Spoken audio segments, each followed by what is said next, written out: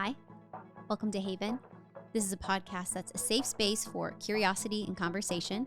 I'm your host, Haven, and today I'm curious about whether or not we should put our kids' faces online.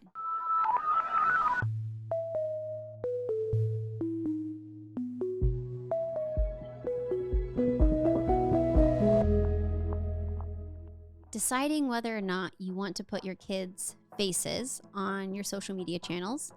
This is a part of my preschool moms series because that's the phase of life that I'm in. I have probably by this time it airs, a 3 and a 5-year-old. And these are the discussions that we have because we're actually the first generation to really run into these issues because social media came about when I was like in junior high, high school. And we were so naive at the time. Facebook, you had to have like a college account to log into. MySpace, anyone could do it. And we would just throw up 80 pictures from one night out. And we weren't thinking anything of it because at the time, it was just your immediate circle. It felt like you were just like in your high school hallway talking about it. Since then, it's grown into an absolute mammoth of the internet. And we now know the internet is forever. And that was our choice to do that with ourselves. But now we have these little kids. So it's a question of like, can they consent? Do we consent on their behalf? What about safety? But at the same time, these are our real lives. Like part of me thinks if I remove them entirely, it would be like pretending I'm not a mom. It would be like I removed Aaron from my account and pretended I wasn't married. It feels like it's not an accurate depiction of who I am.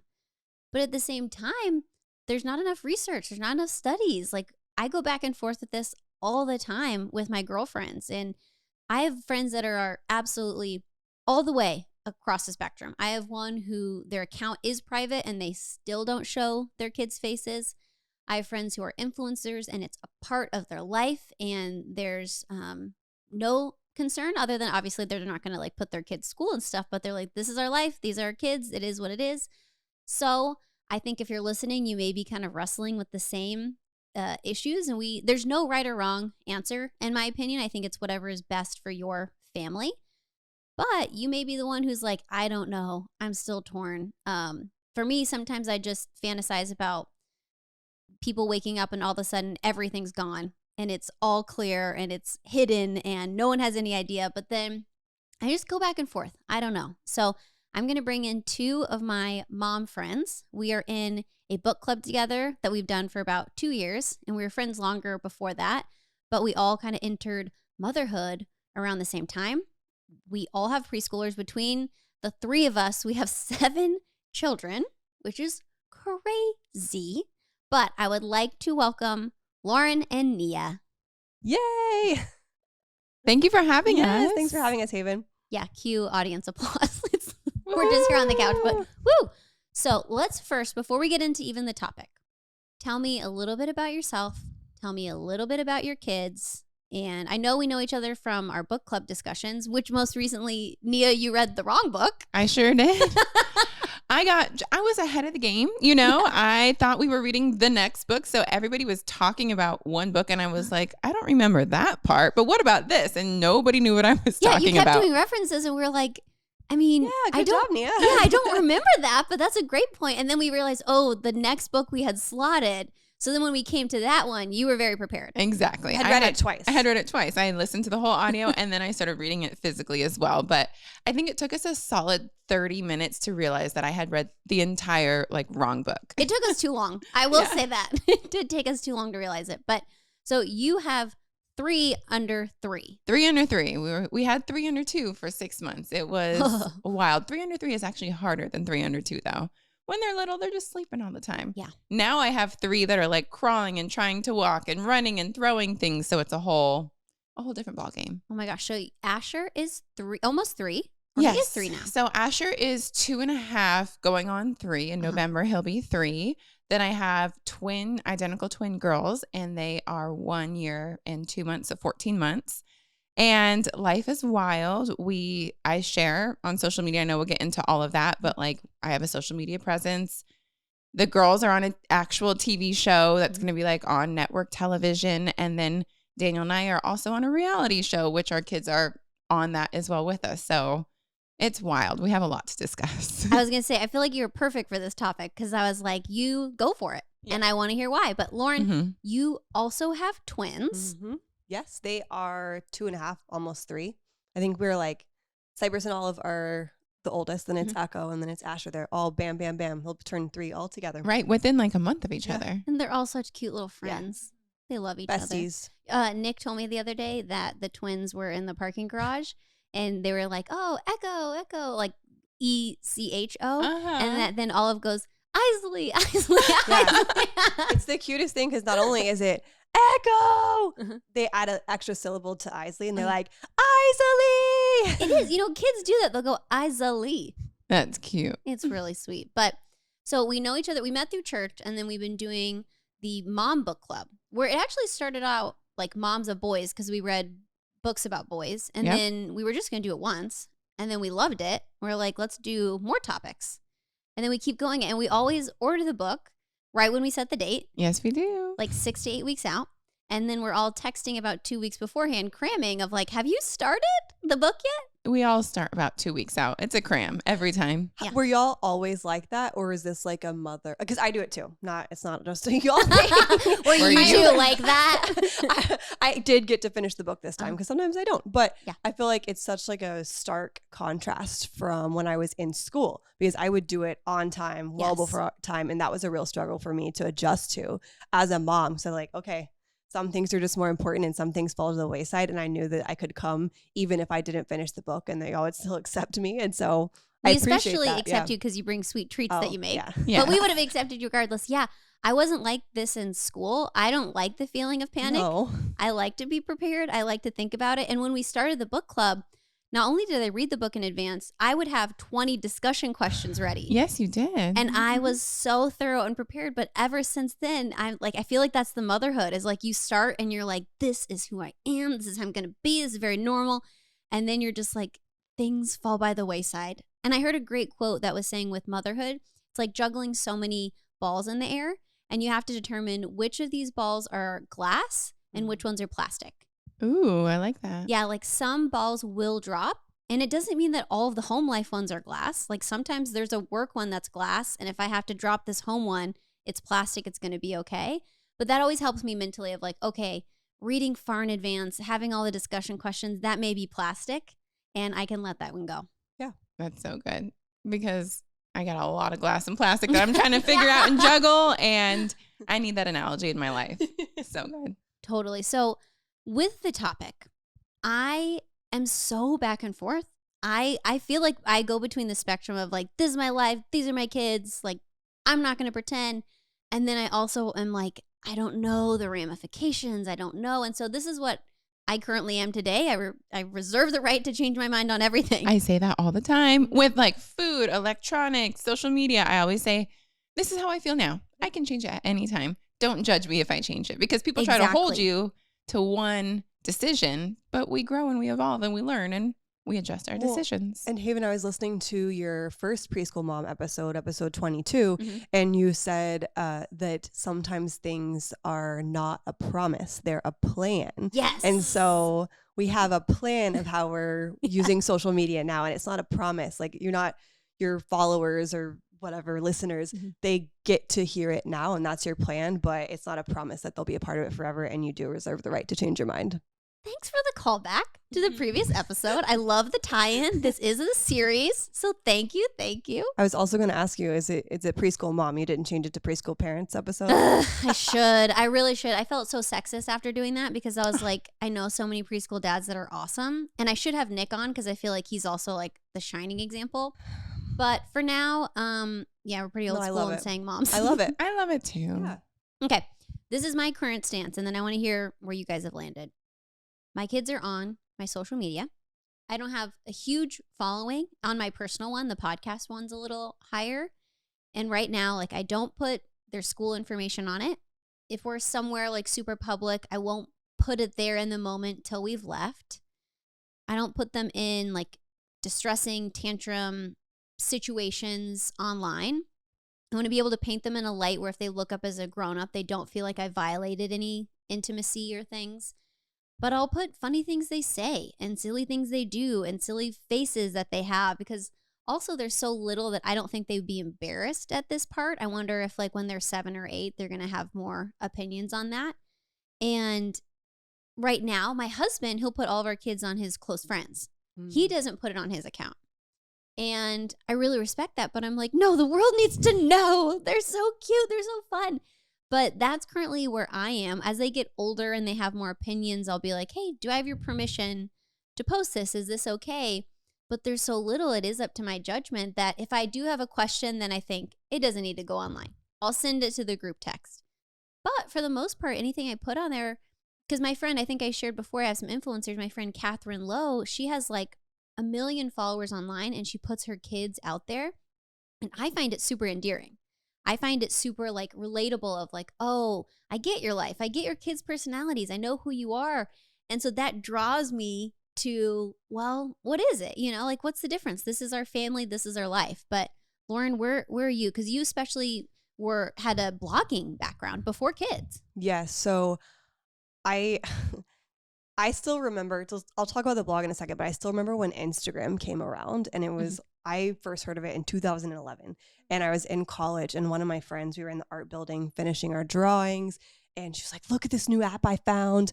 It's this photo editing app. And it was a birthday cake, and she took a picture of it, and she's like, look, I can go through sepia, you know, all of the. Sepia was the best. It was so good. It's like that Western look. Yeah. Or everything. Remember the purple and red one? Yeah. Like they were the heaviest filters ever. Yeah.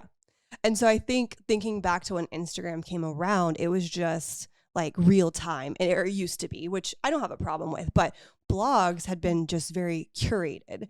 And so I think that when posting on my blog, it's very much like, let me paint this picture. And I never had a question of what I should post regarding my kids.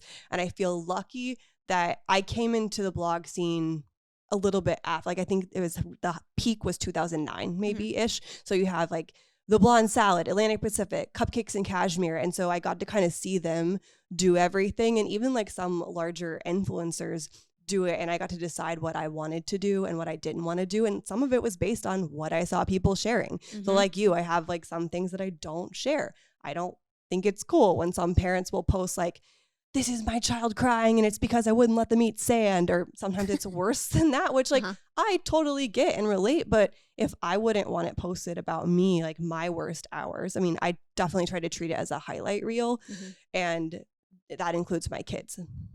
Yeah. And so you put sometimes emojis on your kids. What's your take on that? So I'll put it on them because I don't want somebody creepy saving the photos. Screenshotting is so real. Like people do it all the time. On TikTok, you can kind of see when people save things, but you just don't even know. And I've had some, I don't even want to give them light, but I've had people who will comment on my blog like really nasty, bad things. And so I know that they are always watching. And so if like they're watching, then there's people I don't even know about. Yeah. And I try to cover my daughter's chest, and I don't show any like below the belt. I've had questions, you know, like why don't I cover my son's chest? But that's just, I don't think the world that we live in right now is that the same way. So that's why I cover my daughter's chest. And even you mentioned highlight reel. So even outside the kids, I always feel super torn because I'm like, yeah, these are the moments I want to celebrate. And we know that it's not a full depiction of everyone else, but it does sometimes feel so strange to be like, man, I had a really tough week, but this is a great moment.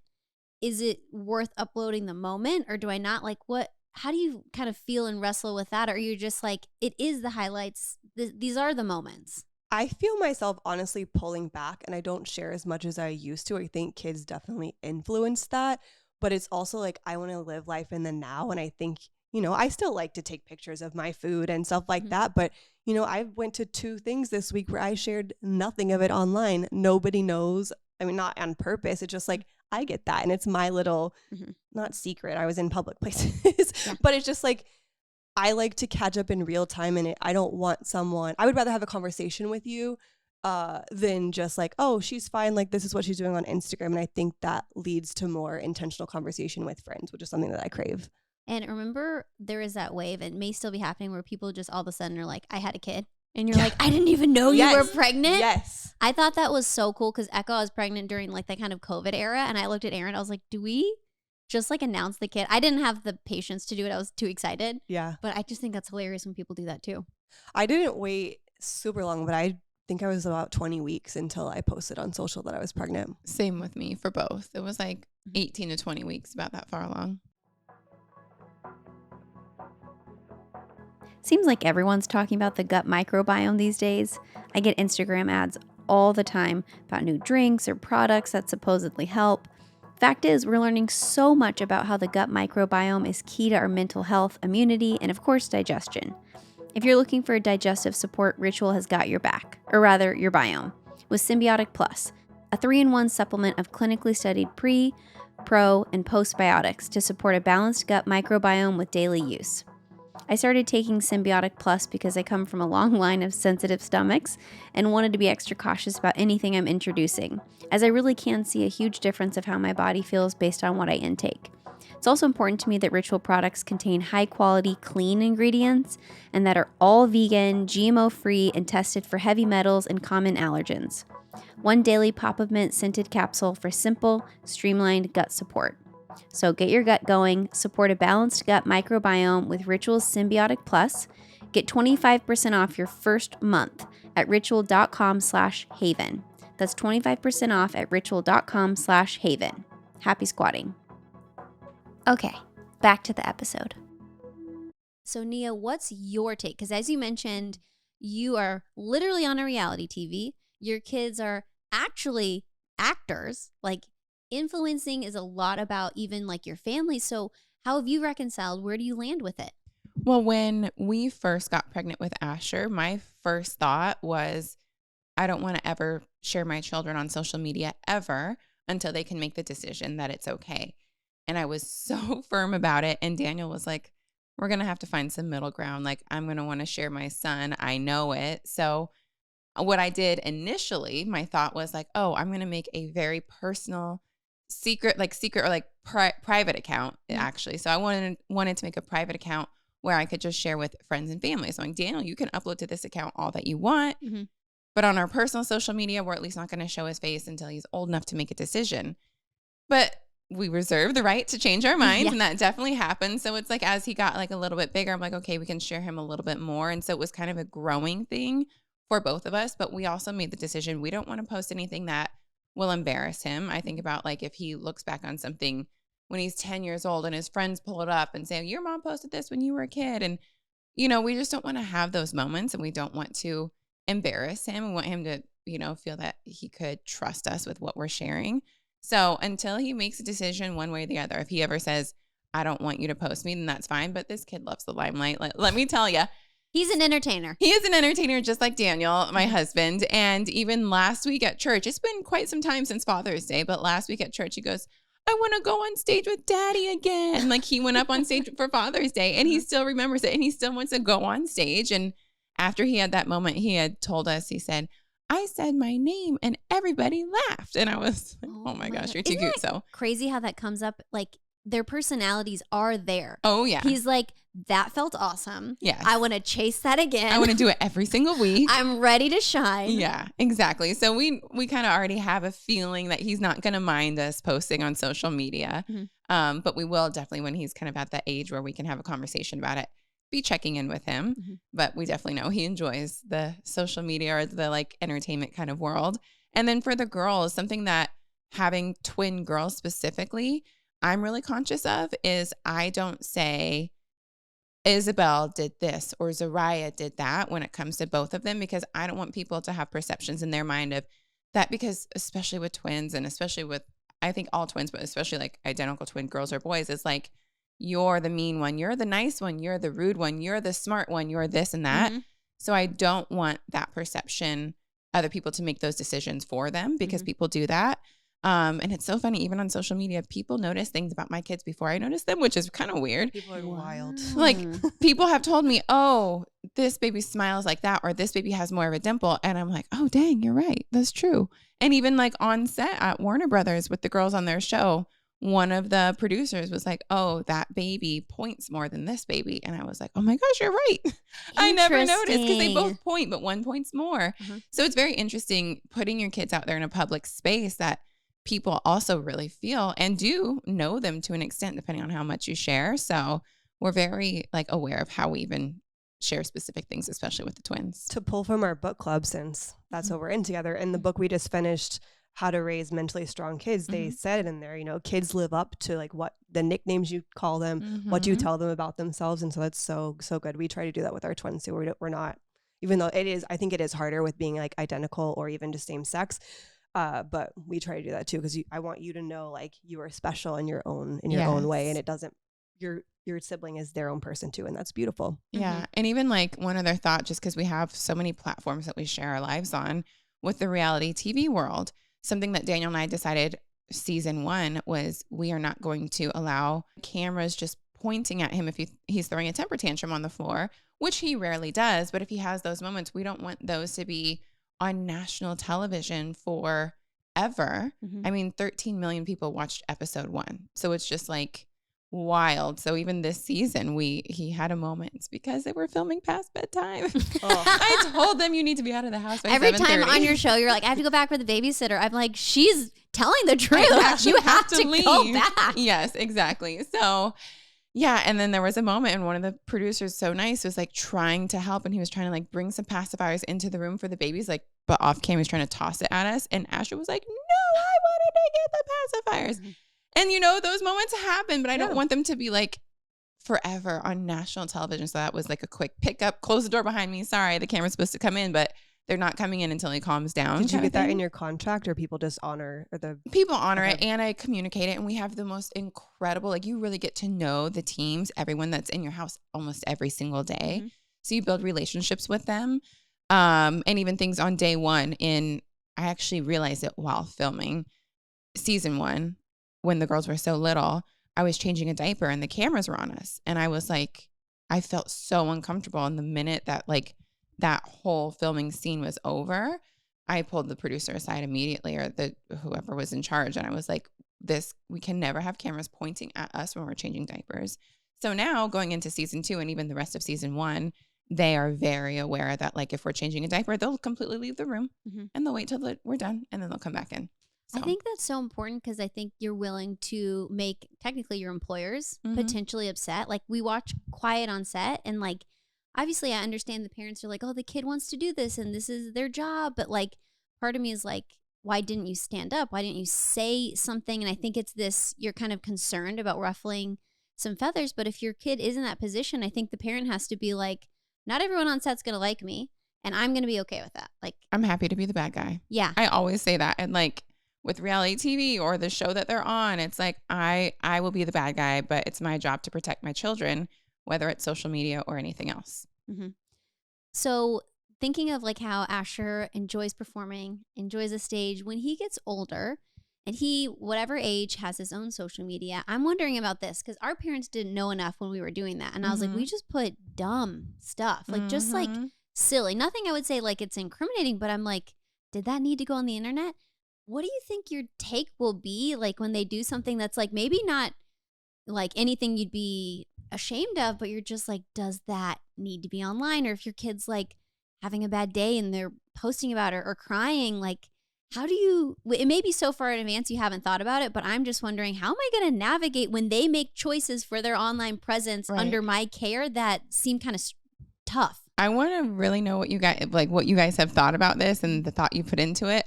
As of now, I'm like, my kid doesn't need social media, even though it's my job and it's how I like provide income for my family. I think my kid doesn't need social media, which is also weird, because then there's like my friend Brittany, where her son has, I think, over 200,000 or 400,000 followers on his account that she runs. Wow. But she's like, it's securing future business for my child. Like, he gets invited maybe to like a premiere of something and he gets paid to be there. So it's like all he has to do, or she will post for him. So in my mind, I'm like, my natural instinct is like no social media until you're 18. But I feel like that's a bit extreme. So Chip what do you and guys Joanna think? Gaines do that. They say you get social media the summer before you go to college. I love that. I'm wondering how, when rubber hits the road, what that's really going to be. Agreed. I love the idea because, yeah, like, I think it takes the pressure off. And for me, like, so I wasn't allowed to date till 16. That was the bomb because it wasn't even a question. It was, oh, I'm not allowed to. And like, it put this weird, like, well, how do I say it if I don't want to, or if I do, you know, like that protection helped me. Mm-hmm. And it felt really good to just like make it off the table, and then it wasn't an issue. So part of me thinks there could be kind of like, even if they feel a little pushback, a deep down sense of safety and security. What's your take?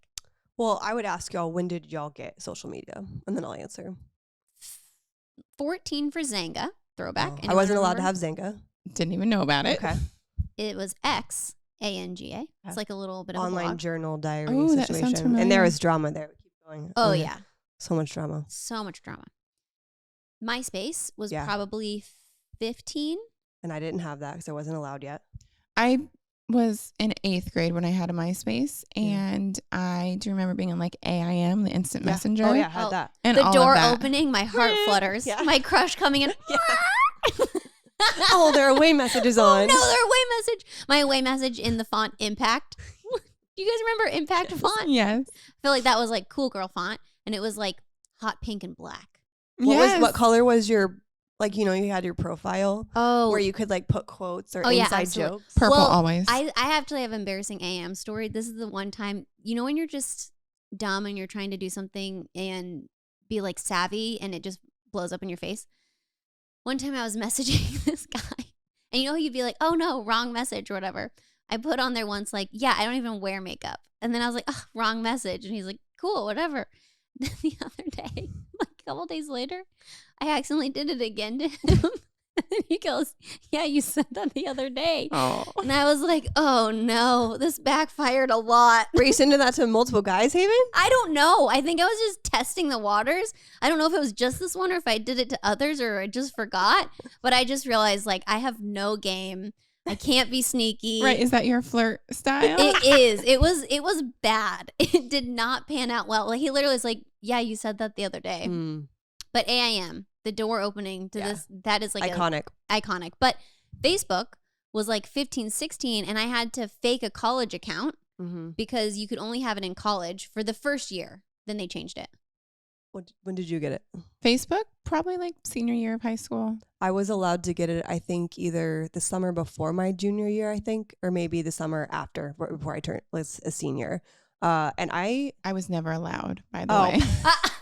I had to, like, a secret account. My parents didn't know the internet that well, so I knew how to hide it. They didn't know the internet. It's true. So that's another thing. Our parents were not in the know. They were not savvy. You could just, I don't even think my parents knew what social media was. Like, I don't think and we didn't have it on our phones, to be fair.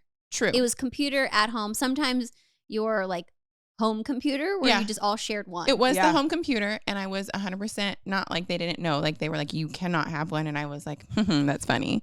So, you know, and that's something that I do worry about with our kids as they grow up. And I see how children, and you've done episodes about it, are like hiding things so effortlessly from their parents. I'm like, I have to stay on top of my game because I was already on it when I was a teenager. I know our kids are going to be on it. I heard that piece of before you let your kids have social media, you need to have it for yourself. Then you can, 1, understand the workarounds, 2, know the details they're like, and then you have to stay up to date of knowing, like Snapchat when they included location share. Yeah. Like, that was a new feature that all of a sudden now you have to be aware and talk about it. Otherwise, oh yeah, you could have Snapchat. 6 months later, they add new things and you don't realize what now your child has access to. Yeah. How old were you? It was either, I guess so, it was either 16 or 17. Yeah, because my birthday's late, so I was 17 right before my senior year of high school. And I think I wanted it, but we never got any fights about it. That was just what the rule was. And I think I'm a traditional eldest daughter. And I was like, okay, that's the rule, Mom and Dad. But I think that was good for me just because so much drama. I knew about it on Zanga, on MySpace, who was in your top 8. And I think it could be really hurtful. And I think I've seen the quote, it's not mine, but just like, when should your child get social media? When you want their childhood to end. Just because, I know, because it's just, there's so many nuances that come with, you know, like, oh, I think we've all had a conversation about like, oh, I wish I was invited to that. And we're like, oh, wait, we were invited to that, or we are going to be together. Like, I've had that conversation with so many women, no matter how confident or they know how well they know themselves. And I think that that's hard, especially as a teenager at the height of, you know, being nervous and not fitting in per se. And so I think I'll have to like figure it out when it comes, but I like a little bit older because you're a little bit like more able to understand it, or at least try to, or you can at least have the conversations with like, hey, we don't do this for this reason, and try to like be logical and explain it. Or to take for our book again, Raising Mentally Strong Kids, you know, does it fit? Does this fit in? Like, do you want to spend your time on that? Because it can be such a time suck. Like, get outside, hang with your friends, read a book. I know there's lots of other things to do, and it can be great in so many ways, and it can be bad in so many ways too. Yeah, I do really agree with what you're saying. And also, like, you have to be on the social media. You have to be up to date on everything, because I won't say exactly who, but a young family member of mine never had any like boundaries or guidelines or restrictions. And I think that's so unhealthy. Whether it's a boy or a girl, have unlimited access to your phone and the internet in your pocket at all times, 2 a.m. when you're out with your friends. Like, I do think there needs to be restrictions when it comes to allowing children to be on social media.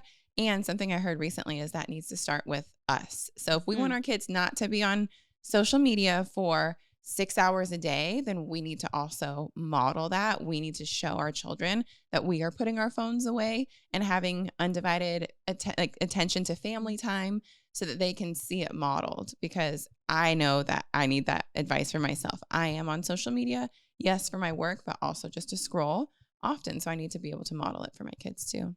Yeah, I feel like the things that I hold when I consider kids going to do that is, one, now it's putting them up for public consumption, whether it's their friends. You know, we've all felt that. You feel so great. You put up a picture and you're like, no one's liking it, you know? And like, even if you felt great about it, there's still that human element. So I can't imagine as a fragile young person, or, oh, doing this gets more attention, or this gets more response. So I feel like the fragility of putting them in front of that when already like they're building those inner structures is just a little concerning to me.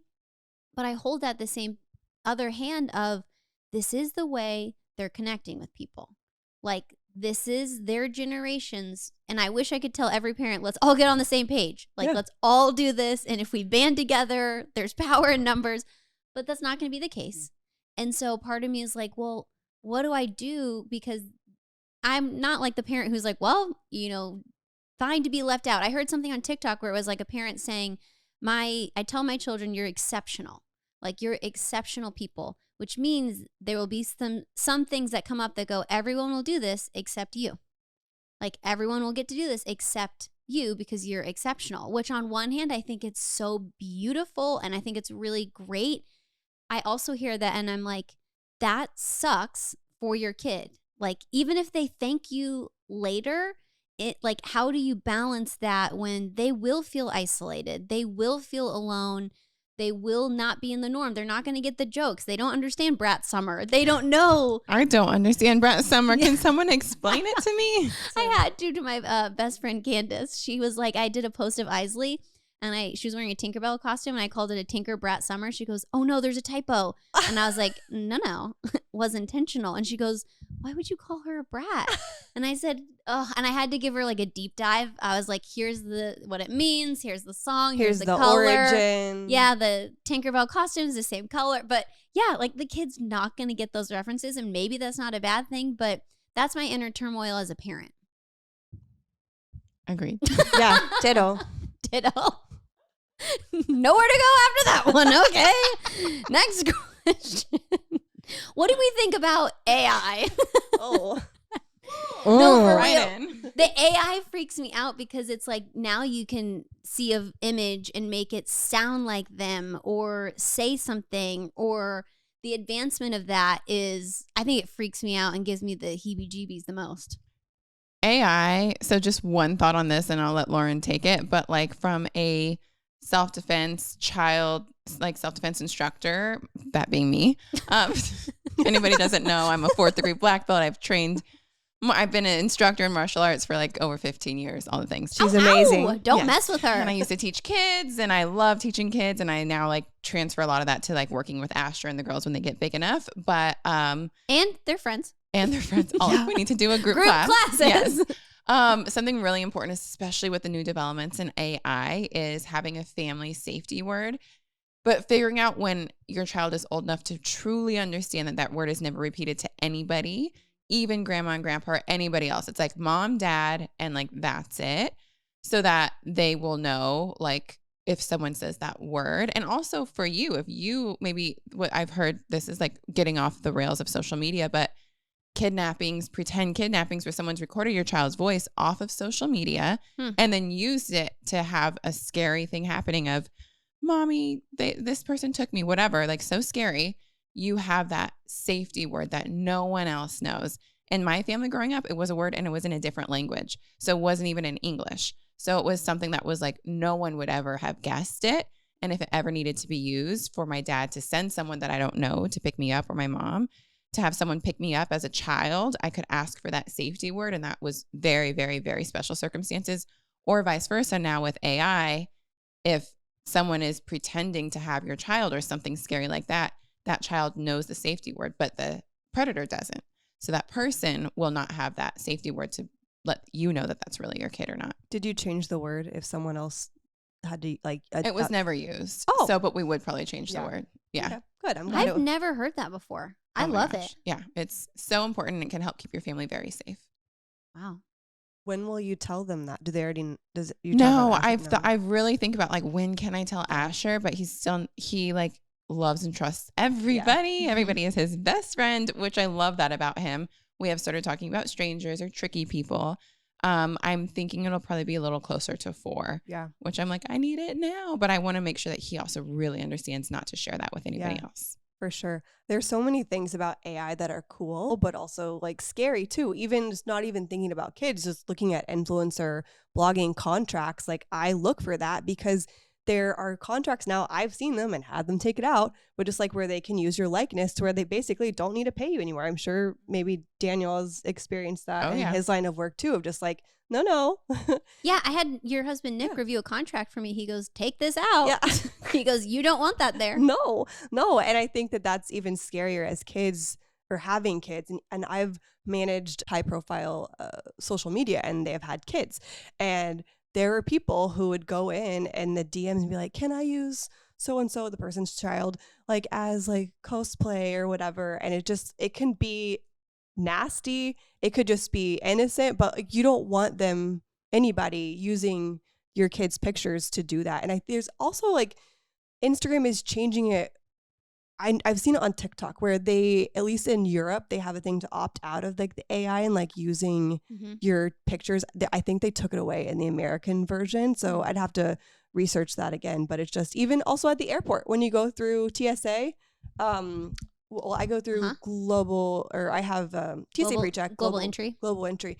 They use pictures for that. But then now they have a screen when you go through and you present your ID to even get through the security checkpoint where you can opt out of it, of like where they take your picture and they also use it to like further along that whole process. Oh, it's so freaky. Scary.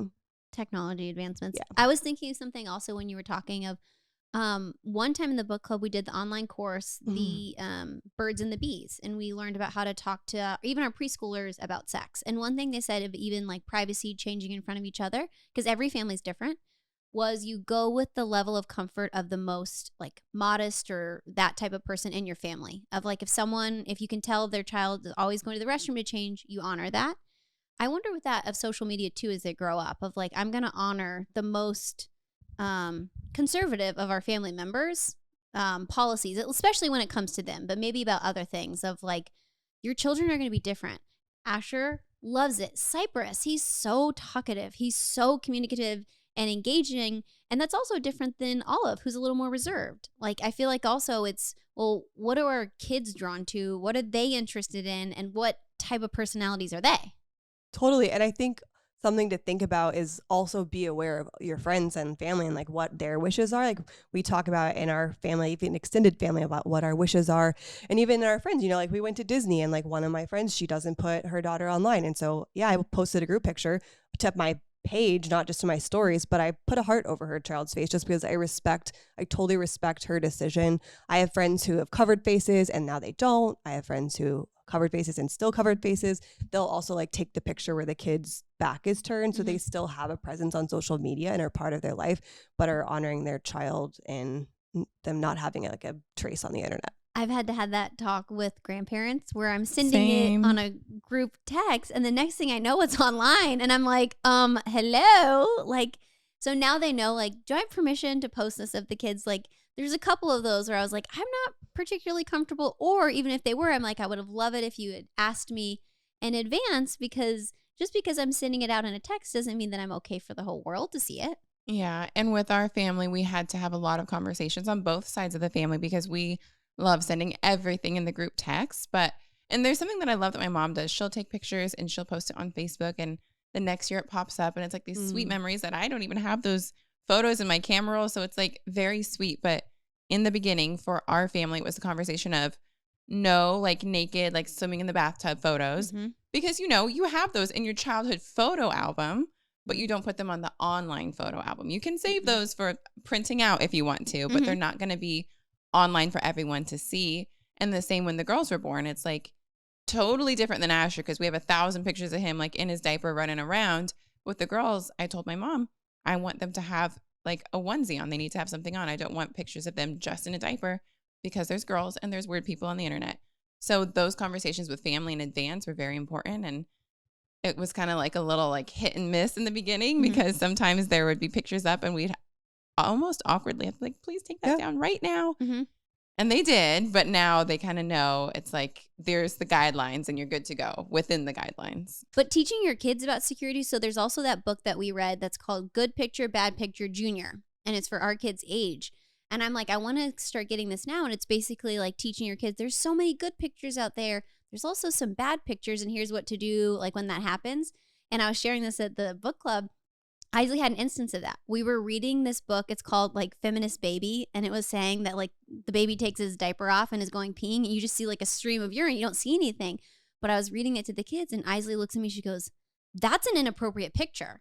And then she puts her hand out and she turns her head and she goes, no, that's a bad picture, which is what the book teaches them to do. I love that. It's you're supposed to put your hand out, turn your head, say that's a bad picture, and then go to an adult. And I was like, I love that because we have to teach our kids if something pops up on a device, some other kid shows you something, this is how you handle it. And we have to teach them young because otherwise they're not going to know what to do. They're going to feel confused. They could feel ashamed. But if we empower them and say, and prepare them and say, this will be thrown at you, here's how to deal with it, I feel like we're setting them up also for like not harboring things and feeling disconnected. Well, and like Isley's 4, about to be 5. And I think that people are like, oh, I don't want to talk to my child about that right now. They're so young. But I think it's our job to. Like, it's our job to keep them safe. And if we don't talk to them about it, they're going to learn from someone else. And I think we all 3 do a good job of teaching and talking to our kids like they're an adult. Not in a sense like above their capacity, but in a way that where they start to think logically about things. And that is the perfect example of like, she's young, but she gets it. And I think you're doing a great job and that set her up for success. Well, the Birds and the Bees course, it was also talking of like the age appropriate ways to talk to your kids about sex. But they also say like, tell them now about the birth story and talk specifically of like, yeah, in my belly, it was like a seed in my belly and my uterus and it grew. And there, you know, what's the name of baby in there? Embryo. But then what's the one thing after? Fetus. I know. It's like, I don't remember the baby's name. What are you talking about? I was gonna cut that, but now I think I want to keep it. The embryo then like turns into the fetus, and then when mommy starts feeling some, you know, tight pain, that's contractions, and the baby goes down the canal, and like in specific with the actual terms. And they say obviously they're not going to recur and remember it, but then they're going to be like, my parent's an expert. Like mom knows everything about birth. Like mom knows everything about babies. And then you set yourself up for you're the one who knows it. So when they have questions, they'll be like, oh, my mom knows all about this. Like, let me go ask her. Is that really true? Is that how babies happen? So it's also like these foundational things of like not waiting until they come to you with a question, because one, that assumes they're going to know they can come to you with it and that like they feel safe enough and they're not feeling some like internal type of confusion. But 2, they know that like you're the one who can help them navigate it because you've already talked about it. For sure. Yeah, I love that so much. And I feel like we've already started some of those conversations with Asher. He's recently been wanting to see videos of when he was in my belly and daddy was singing to him. So those conversations have started, and it's all just like age appropriate conversations, but not shying away from the topic because kids are curious and rather us be the experts than we don't want to teach shame or like taboo. There are so many topics like this that it could be, you don't want to, you don't feel like it. It's hard. It's not easy. You're not talking about kitties and rainbows, but it really just sets up everything for success. And this is like not on the social media topic, but I think it's so important. And I feel like a lot of your listeners would probably agree to just use the right words for body parts, not cookie or not only like private parts or whatever. It's my baby. Vagina, penis. It's penis. Exactly. It's vagina. I already talked to mine about periods. They're in the told me that. They're in the bathroom with me. And me too. Oh, Asher's never seen it yet. Yeah. And actually our nanny who's not with us anymore that I can R.I.P. still cry Nanny about. Sarah. We love you. I love you, Nanny Sarah. Good luck in your new job. Yeah. She was like, I'm so glad that you're already like talking to them about that because, if she has a tampon or a pad or something, like she had sat for kids who didn't know what it was. The girls like ages like where it'll be happening soon and they still didn't know. And so she felt like it wasn't her job to tell them about it. It's the parents' job. And so she had to like be careful about what they even saw. So we kind of talk about it all. Yeah, me too. Both the kids will see me kind of switch it out and I explain what it is. And then Isley's like, I never want to bleed. She was like, does that hurt? And I was like, well, not in the way you think it would. I was like, it's more like cramping. It's not like open wound style. But yeah, it kind of does. And she was like, not for me. Not for me. And I was like, You say that. I don't say that. Yes. And then Echoes just doesn't care. But I'm like, yes, son. Like, no, this happens. The only thing that hasn't happened yet that I'm concerned, because they'll ask me at home, they'll just yell like, Mom, are you on your period? I'm like, please don't ask in public. I won't tell them that because I will answer it, but I'm just internally hoping they don't ask that. Yeah. Well, this is again, way sidebar, but I just remember being in school and it was like almost shameful, at least where I went to school. And like, I had a special tampon case that I would like carry because, like, oh, do I slip it up my sleeve or whatever? But I just think about how it's changed. And now you can sometimes even find them in the bathrooms. I heard the sweetest, I actually watched on a Netflix show that made me really excited to have an older sister, younger brother dynamic because this girl, she was trying to like hide her tampon and go into the bathroom and it slipped out in front of her crush and she was mortified. And then the next like class period, he brings her a bag of chips and he just is so casual. He's like, my sister craves salty stuff. I was going to reference that too. So I sweet. love it. It's so sweet. And I love that, like, hopefully because we are so open, like our little boys will be the ones that are like there for like a classmate if something like that happens. Or I've even seen on social media, I think it was probably just like a skit, nothing like real, but a little girl that like, there was blood that came through her pants and a boy came up and brought her a sweater. Instead of pointing and laughing, was like, oh, it's okay. This happens all the time to my sisters, like here.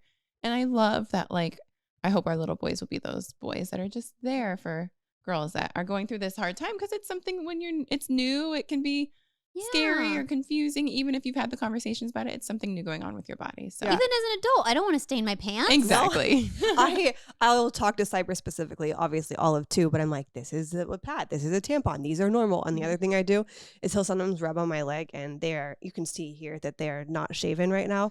He'll like rub on my leg. Litos, my video guy. And I'm like, he's like doing this. I'm like, that's leg hair. It's normal. Because it's normal and it's okay to have like body hair.